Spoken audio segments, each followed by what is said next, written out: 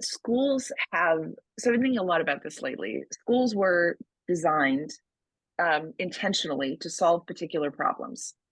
And a lot of the design features of schools are, well, of course, are responsible for their unprecedented success in some ways, but also have guaranteed their limitations and built in challenges that are really complicated to resolve.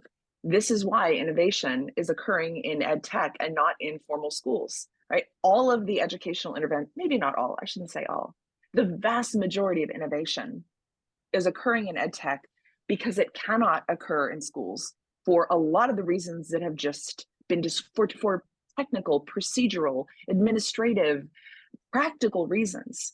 The ways in which schools were designed were in fact to resist change, right? That's why they've spread everywhere.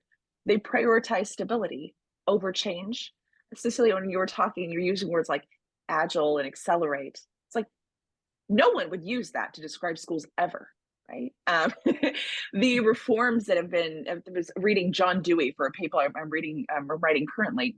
All of the things he was advocating for US education in the 20s, we're still advocating for in the US in 2024.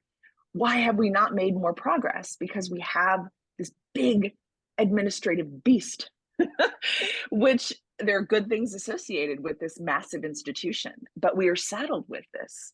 And so it just struck me that there's that monkey in the room, that operating this successfully involves navigating a giant administration.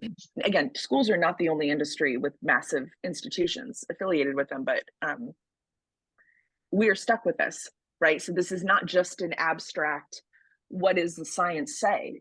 I mean, one of the reasons that the implementation fails is the science wasn't done in the context that would actually speak to how to implement appropriately.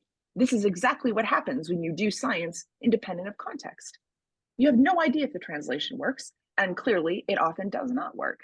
So cross-sectoral collaborations are required in order to overcome the complexity of this giant global institution that we all work with and will work with for the foreseeable future, as there aren't currently viable, scalable competitors.